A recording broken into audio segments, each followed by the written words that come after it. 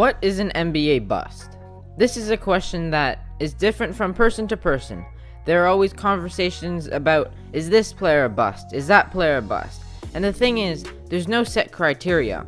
Everyone has their own definition about what a bust is, and everyone has their own opinions. Discussions like this happen every year, and I just wanted to share my point of view on it. I believe that a bust is a player that fell extremely short of his expectations. The first thing I want to discuss is the root of all this, the expectations coming into the draft. Oftentimes, the draft expectations are just way too high. I just think it's unfair to hold a 19-year-old to the expectation of being the next Michael Jordan or the next all-time great. I believe that it's the media's fault. Whether it's coming from analysts like Stephen A. Smith or Max Kellerman to NBA fans like you and me, we tend to overreact to things. We feel the urge to find out who's the next best thing and hold expectations to young players that are just unfair. Imagine being a 19-year-old coming into the draft and being expected to be an all-time great or franchise cornerstone. That would hurt you mentally, and it's going to affect you in some type of way. For some people, it affects them less than others, but it still affects everyone regardless. But I do think that some expectations are warranted.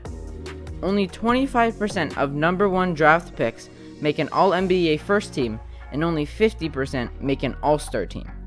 If you expect a young kid coming out of college to go way beyond that and be the next greatest player, it's just insane. If you show the potential in college or wherever you're playing to be a great player in the NBA, that is your expectation.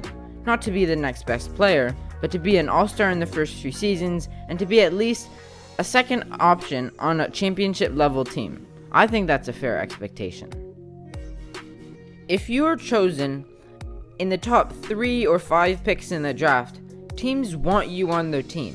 They would pick you in front of 150 other players if you include undrafted players. If you stand out in front of that many people, you will have to live up to some sort of expectations. Again, not to be an all-time great, to be at least a top 15 player sometime in your career. I think that's fair. If you can't come close to that expectation, I think you're a bust. When I say you can't come close, I think if you don't consistently make the All-Star team in your prime, you're a bust. When Andrew Wiggins was entering the NBA draft, he was the most hyped up prospect since LeBron James. He was literally being called Maple Jordan. In my eyes, Michael Jordan is the GOAT, and to compare a 19-year-old Andrew Wiggins to him is just insane. And in 2017, Magic Johnson made a crazy expectation for Lonzo Ball. Here's the clip. We look forward to exciting things, and I'm going to put a little pressure on you right now. You look to your right, there's some jerseys hanging on that wall.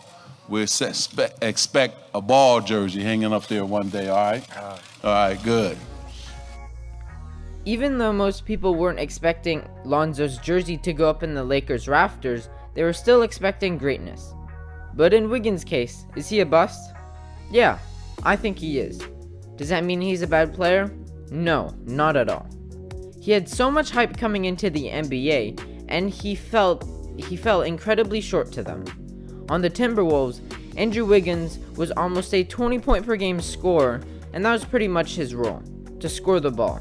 But then you add context. He was on a team that was always the bottom few seeds in the West and made the playoffs only once when he was there, and that's just because of Jimmy Butler. When he left, they returned to the bottom few seeds in the West. He had all the room in the world to put up great numbers and to put his talent on display in Minnesota. When he would go to the Warriors last year in 2020, he would have similar production because Steph and Klay were out, and again, he had all the room in the world. But this season, his numbers went down. He didn't get worse as a player, I actually think he got better. But when he had to share the ball with new and talented players like Steph Curry, Kelly Oubre, and James Wiseman, his numbers went down. Wiggins has been a reliable scorer for the Warriors, and his efficiency went up this year, and his defense took a huge leap.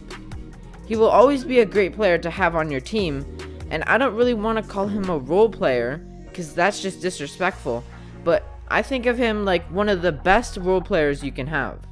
He isn't a star, but he's at the level right below that.